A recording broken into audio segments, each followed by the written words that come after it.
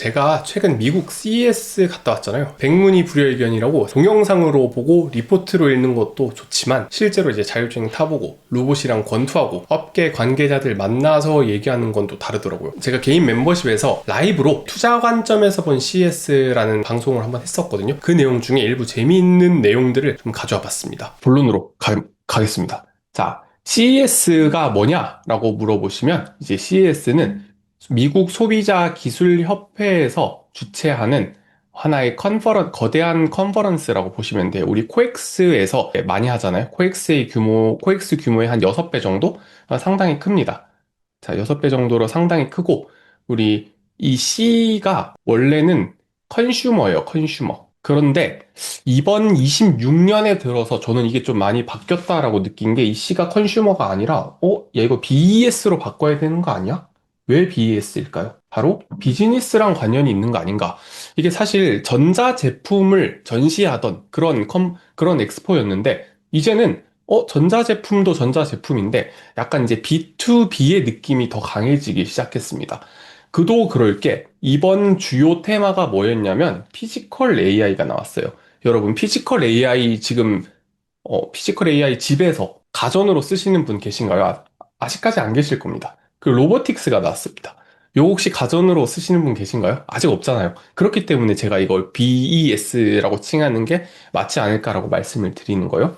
디지털 헬스나 모빌리티 같은 경우는 이제 CES가 될 수 있을 것 같아요. 그래서 일단 간단하게 말씀을 드리자면은 이번 CES 상당히 BES에 가까웠다라고 말씀을 드리고 싶고, 자, 뭐 이런 게 있는데 중요한 거는, 자, 여기서 잠깐 국뽕을 살짝 좀 충전하고 가자면요. 혁신상이라는 걸 줘요. 되게 대단한 제품이 있으면 혁신상이라는 걸 주는데, 이 347개가 나갔거든요. 근데 그 중에서 206개가 한국 기업 제품이었습니다. 자, 이거 한번 박수 칠만 하죠. 되게 한국이 많아요. 가면은 진짜, 이거 뭐 한국인도 엄청 많고 한국 기업도 엄청 많아서 상당히 친근합니다. 일단은 세 번째로 많은 나라예요. 창가 등록 기업 수는. 1등 어딜까요? 1등 어디냐면 바로 미국이죠. 2등은 차이나, 네, 중국입니다. 그리고 우리나라가 세 번째였고, 실제로 참여자 수는 우리나라가 2등이었을 거예요. 제가 보면은, 이게 한 세 발 걸으면 한국인들을 마주칠 수 있을 정도로, 그 정도로 이제 한국인들이 많았습니다. 여기까지 여러분들이 궁금해 하신 사항은 사실 아닐 거예요. 제일 궁금해 할 거는, 야, 이 CES에서 뭐가 화제가 되었는지가 가장 궁금해 하실 겁니다. 다들 이제 뉴스 보신 분들은 아실 거예요. 이번 CES. 제일 화제가 됐던 게 뭐예요? 바로 로봇이잖아요, 로봇. 그 로봇만 잔뜩 나왔단 말이죠.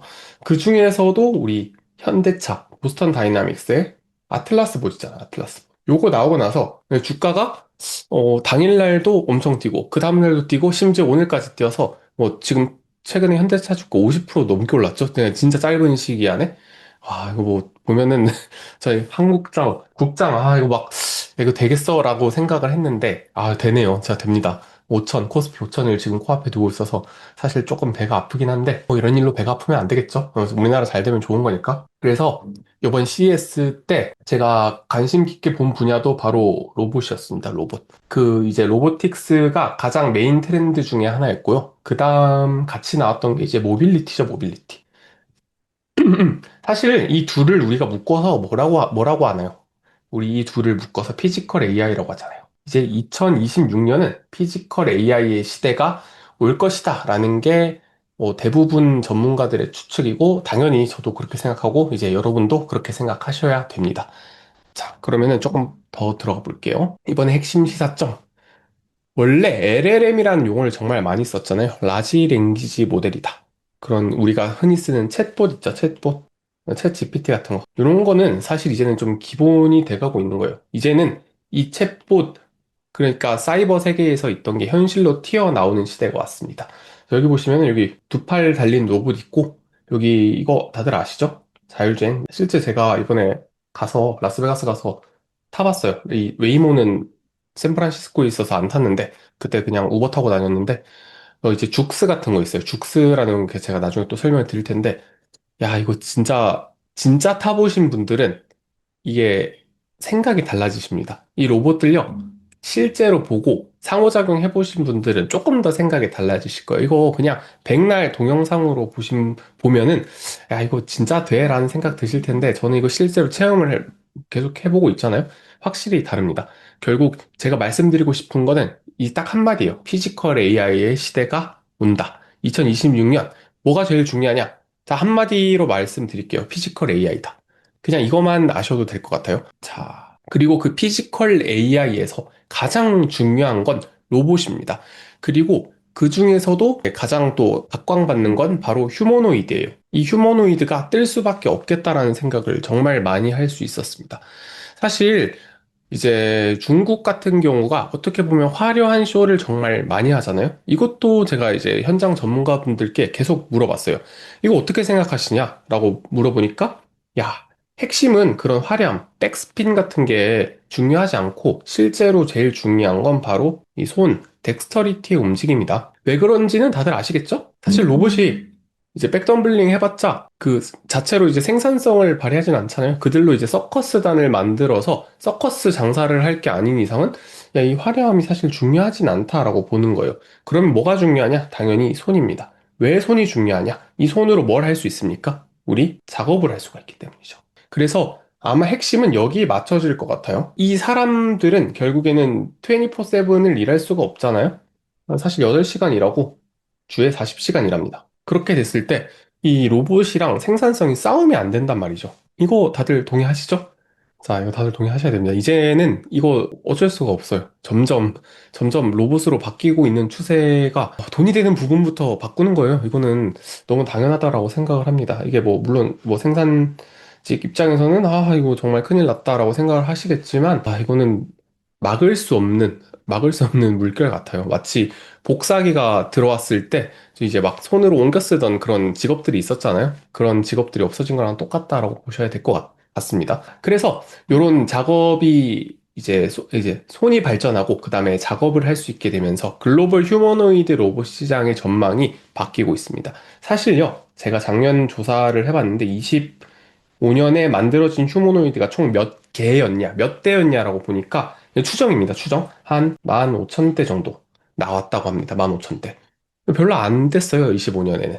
진짜 거의 극히 드문 수준으로 휴머노이드를 만들었습니다. 실제로 중국에서 가장 많이 만들었던 게 유니트리가 한 5,000대 만들었고요. 아지봇이 한 4,000대 정도 만들었고, 그 다음에 뭐 기타 이제 군소 업체들이 막 조금씩 만들고, 테슬라가 아마 한 몇천 대 정도 만들었다 해서 15,000대밖에 안 만들었어요.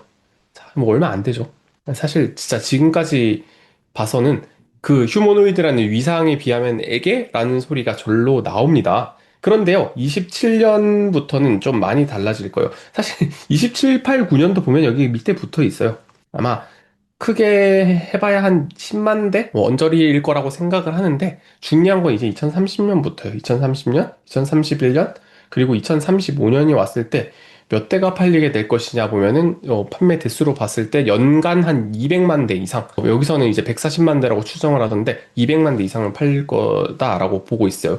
그런데 물론 이제 일론 머스크 같은 사람은 이렇게 말합니다. 2030년에 뭐 연간 뭐 몇백만 대 팔겠다라고 말을 하는데, 글쎄요. 그거는 조금 어떻게 보면 좀 앞서 나간 거죠. 아마 2035년이라면 테슬라가 옵티머스 봇을 연간 뭐 한 500만 대, 1000만 대 팔지 않을까라고 생각을 하지만, 이때까지는, 그러니까 이게 너무 먼 미래니까 지금 속단을 하긴 일러요. 그런데 확실한 거는 휴머노이드 로봇이 진짜 들어올 때가 됐다라는 거죠. 이게 잘 안 믿기시겠지만 그렇습니다. 아실 분들이 많으실지 모르겠는데 현재 미국에서 디스플레이 점유율 3등일 겁니다. 3등이고 대형에서는 1등이에요.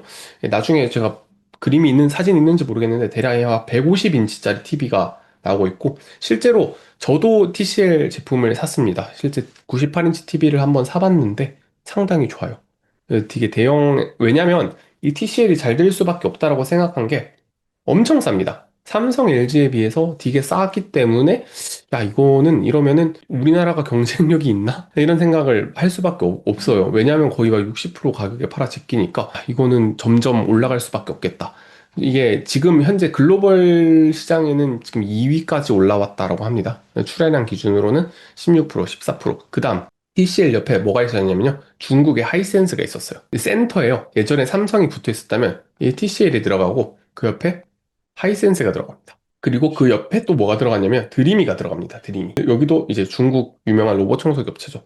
자, 이거 보시면 그 예전 굴지에 삼성과 우리나라 대기업들이 들어갔던 센트럴 홀을 중앙을 중국이 먹었다. 이게 정말 무섭지 않나요? 상당히 무섭거든요. 저 중국 진짜 잘한다 라는 생각을 많이 했고 여기 실제로 부스들 돌아보시면 이제는 예전에는 가격의 중국이라는 말을 썼잖아요. 가격의 중국이라는 말을 썼는데 이제는 품질의 중국이라는 말을 쓸 정도로 정말 많이 올라왔습니다. 그리고 막 우리나라를 따라온다라는 표현을 썼는데 아니요, 이게 저는 아니라고 생각합니다. 이제 우리나라가 따라가야 될 수도 있어요. 물론 이 반도체, 우리나라 너무 잘하지만 네, 저가에서는 중국이 정말 빠르게 따라오고 있다라는 사실을 아셔야 되지 않을까라는 생각을 좀 했어요. 다음, 이것도 한번 설명을 좀 드려볼게요. 이 휴머노이드 시장 플레이어들이거든요. 보시면 여기에 북미랑 유럽권의 기업들이 있고, 이 빨간색 기업들이 이제 중국 기업이에요.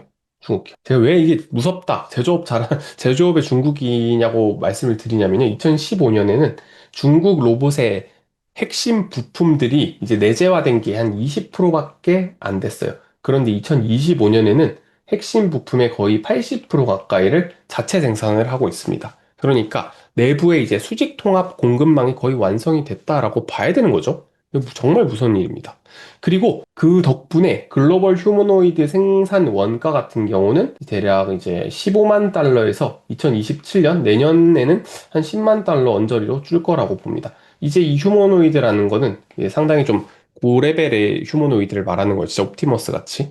아, 이거 점점 가격이 다운되고 보급이 되고 소프트웨어가 깔리고 거기에 이제 오픈소스로 생태계가 만들어지는 순간 또 폭발적으로 지금의 AI 성장세랑 어떻게 보면 좀 비슷할 수도 있겠다라는 생각을 좀 했거든요. 그래서 지금 중국 1위 로봇 업체가 뭐냐면요. 유니트리 로보틱스예요. 유니트리 로보틱스. 자, 요 회사가 기업 가치가 2025년에 얼마로 측정이 됐냐면 2조 원으로 2조 원? 3조 원 정도로 측정이 됐죠. 2025년 6월에 얼마냐? 5조 정도. 근데 2025년 10월에 얼마가 뛰었냐면요. 지금 10조입니다. 지금 얼마일 것 같으세요? 제가 생각했을 때 지금 20조, 30조 넘어갑니다. 여기도 이제 또 재밌는 얘기가 있죠.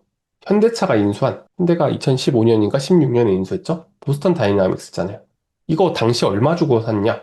제가 알기로 1조에서 2조 세로 주고 샀습니다. 이 왜냐면 지분을 다 들고 있는 게 아니니까요, 얘네가. 보면 현대 오토웨버가 들고 있고, 모비스가 들고 있고, 현대차가 들고 있고, 정의선 회장님 들고 있고, 소프트뱅크가 들고 있거든요.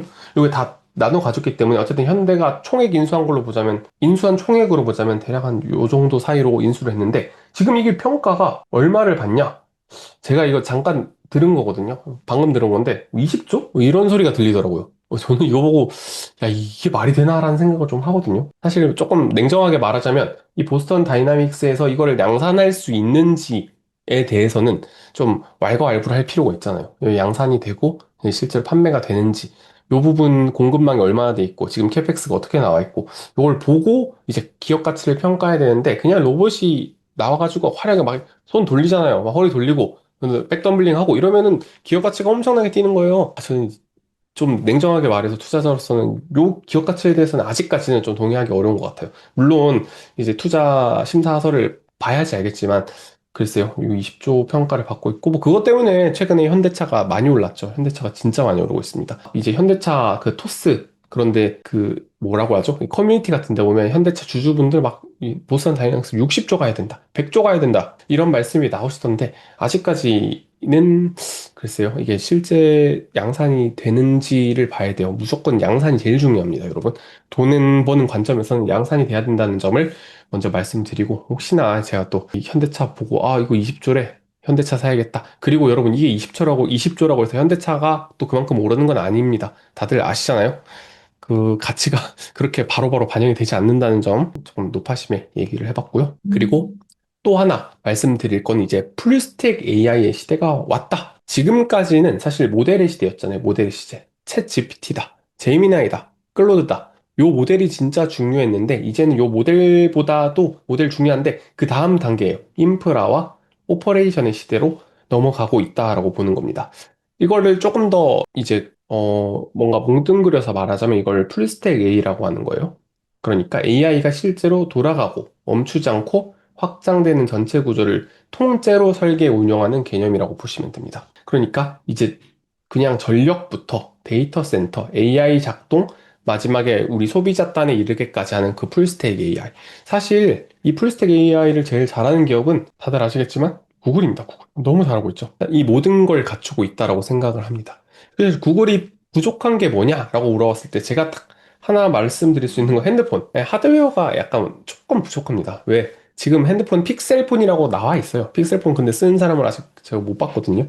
그렇기 때문에 이 핸드폰을 가지고 있었더라면 물론 주가가 지금 같진 않겠죠. 예, 애플보다 훨씬 더 컸겠죠.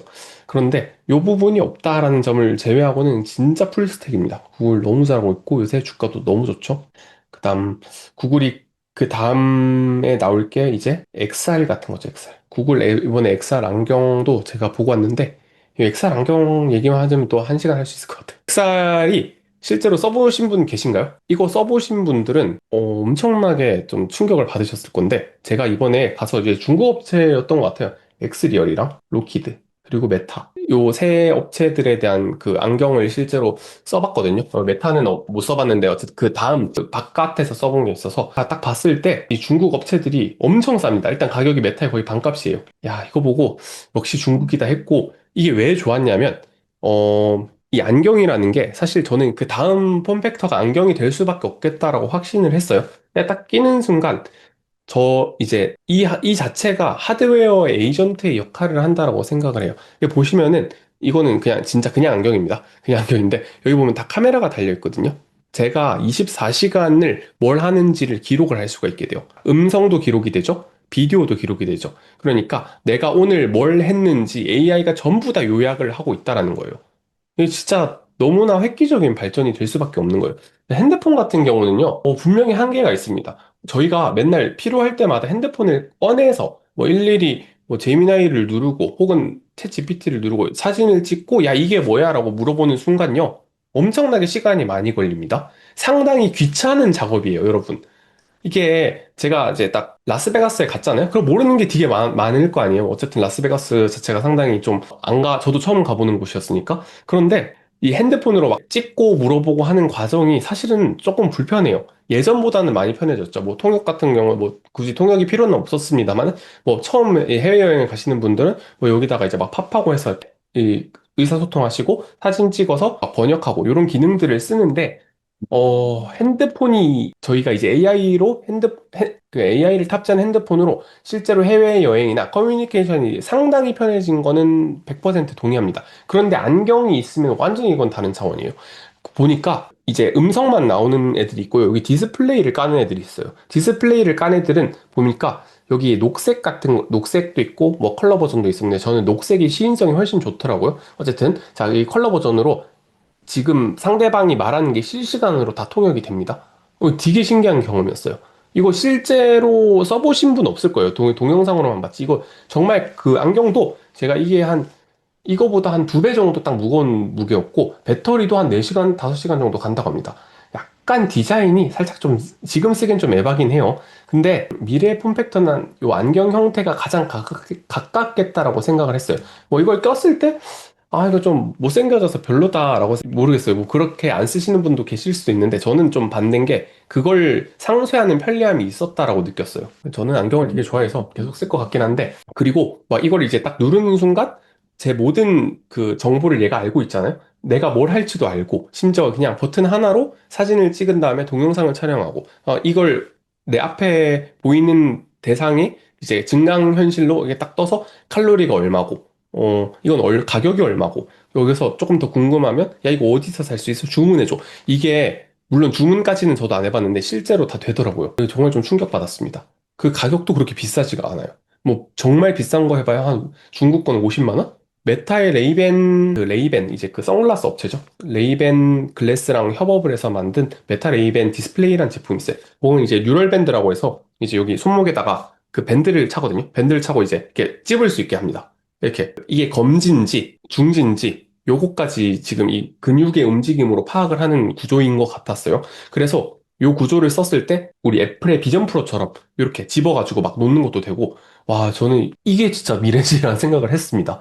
왜냐면 이 우리가 보는 정보는 상당히 편협하잖아요. 저희가 보는 시각 정보에서 모르는 게 상당히 많습니다. 여러분들이 집에서 보는 정보는 사실 크게 이 정도는 다 안다라고 생각하실 수 있는데 글쎄요, 저는 그렇게 생각하지 않거든요.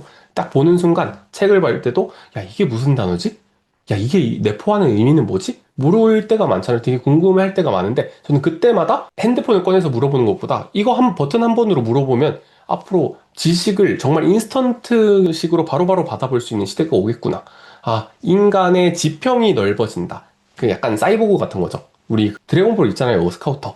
그런 거보다 그거는 이제 단순히 전투력을 측정하는 건데 앞으로의 모습은 단순히 전투력을 측정하는 게 아니라요. 그냥 진짜 제가 보는 모든 정보를 한 번에 받아들일 수 있는 그런 새로운 폼팩터가 되는 것 바로 안경이겠구나. XR이겠구나. 라는 생각을 할 수밖에 없었습니다. 혹시나 요 관련주는 뭐 일단 강력한 건 이제 메타죠, 메타. 제일 잘하고 있습니다. 상당히 비싸긴 한데 요 메타 같은 경우는 그런 부분에 있어서 일단 사명도 메타로 바꾼 이유도 있고 한 3년 후? 4년 후면은 메타가 진짜 잘할 수도 있겠다라는 생각을 했어요. 아직까지는 요걸로 돈 벌기는 쉽지 않습니다.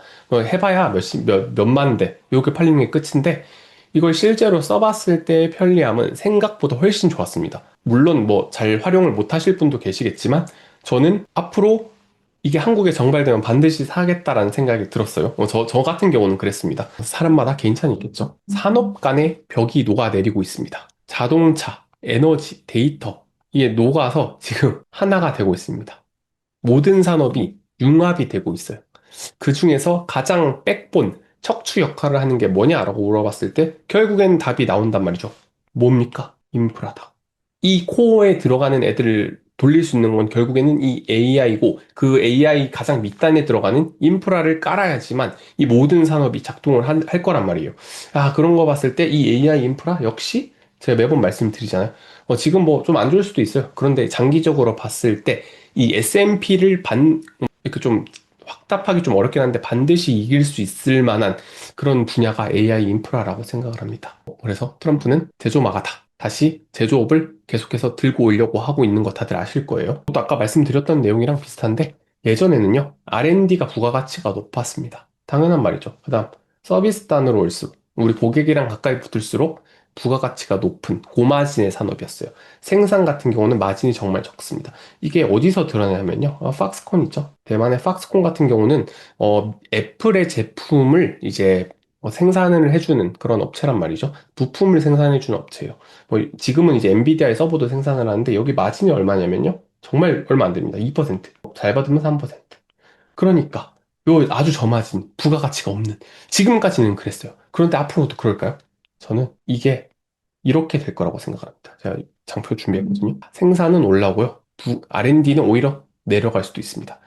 이 생산이 그만큼 중요해지는 시기가 온다. 자, 생각이 되는데, 자, 그럼 이 생산이 중요해지는 시기, 왜 생산이 중요해진다고 말하면요. 바로 피지컬 AI의 시대가 오기 때문입니다. 이 피지컬 AI라는 건 결국에는 우리가 로보틱스랑 자율주행만 계속 누누이 말을 해왔었는데, 그것만 있는 게 아니거든요. 뭐가 있습니까? 사실 스마트 팩토리, 이 공장 전체를 AI로 시뮬레이션을 돌리고자 하는 게 결국에는 이 피지컬 AI의 일종이란 말이죠. 그런 걸 생각해 봤을 때 이 생산의 부가가치는 점점 올라갈 겁니다. 지금과 같은 지정학적 이슈가 많아지면 많아질수록 생산의 가치가 올라갈 거다. 그러면 뭘 봐야 되냐? 이 스마트 팩토리를 하는 기업들을 찾아야 된다는 말이죠. 이거 뭐 엔비디아랑 협업하는 기업들 있잖아요. 지멘스. 그리고 사실 현대도 마찬가지예요. 현대. 이거 말고도 이제 공장을 자동화하는 우리 RPA 툴이라든지 반도체 공정을 자동화하는 ED라든지 이런 시놉시스나 케이던스 같은 녀석들도 있겠고 어쨌든 요 생산 가치 사슬을 좀 가장 최적화할 수 있는 그런 기업들이 분명히 존재합니다. 이런 기업들도 분명히 수혜를 입을 만한 기업이에요. 뭐 당장 뭐 제가 지금 이걸 사라라고 말씀을 드리는 건 아닌 거 아시죠? 쌀 때 사야 되니까 무조건. 스토리지가 뭡니까? 저장 장치예요, 저장 장치. 그 안에 들어가는 우리 메모리를 낸드 플래시 메모리라고 하잖아요. 최근에 뭐가 많이 올랐습니까? 삼성전자 하이닉스 많이 올랐죠? 왜? 이 스토리지 수요가 많기 때문에, 디램 수요가 많기 때문에. 자, 그 다음, 최근에 제가 제일 뼈 아픈 게 뭐냐면, 샌디스크 같은 회사들, 웨스턴 디지털. 얘네가 뭐 파는 회사냐면요. 파는 회사예요. 이런 회사들이 지금 8배 올랐거든요. 진짜 말 안 되죠? 과연 왜 이게 올랐냐라고 보니까 여러 가지 이유가 있는데 저는 가장 큰 이유 중에 하나로 여기서 이걸 꼽고 싶더라고요. AI가 발전할 때 가장 필요한 게 뭐냐? 당연히 1순위는 HBM이었어요. 그런데 쓰다 보니까 D램도 필요한데? 라는 얘기가 나왔던 거예요. 야, 그런데 D램만 필요한 줄 알았는데 아니다. 보니까 낸드 플래시도 필요하더라. AI 만드는데 메모리 세 종류가 다 들어가더라가 요번 핵심이었던 것 같아요. 그래서 최근에 요 관련 기업들 주가가 엄청 많이 올랐죠. 기술적으로 자세히 설명을 하자면 요 스토리지라는 게 뭐냐면 이제 인퍼런스 컨텍스트 메모리예요. 그러니까 AI 연산을 설명 너무 복잡한데 어쨌든 이 AI 연산을 하는데 이 저장 장치에 저장을 할 필요가 있다는 거예요. 그러니까 토큰을 GPU에 모두 올리게 되면요. 무조건 병목이 생깁니다. GPU에 올릴 수 있는 건 한계가 있어요. 그리고 그 밑단에 있는 램에 올리는 것도 한계가 있고 HBM에서 쓰는 것도 한계가 있는데 어떻게 보니까 저장 장치에다가 우리 KV 캐시를 올려버리니까 이게 엄청나게 효율적으로 바뀌더라. 이게 어디서 나왔냐면요. 최근에 화제가 됐던 논문이 있었어요. 딥시크에 엔그램이라는 논문을 발표를 했는데 이게 아실 분들은 아실 건데 엄청 화제가 됐거든요. 요때 이 논문의 핵심이 뭐냐면요. 저장 장치가 많아지면 많아질수록 AI 성능이 올라가더라 했어요. 야, 이제 그 퍼즐이 맞춰지는 것 같지 않나요? 그래서 이 저장 장치가 어디로 들어가냐? 엔비디아의 인퍼런스 컨텍스트 메모리 기술이 됐다는 겁니다. 그래서 지금 저장 장치 수요가 폭증을 하고 있다라고 알고 계시면 됩니다. 제가 이 부분은 조금 더 자세하게 보고서를 하나 쓸 예정입니다.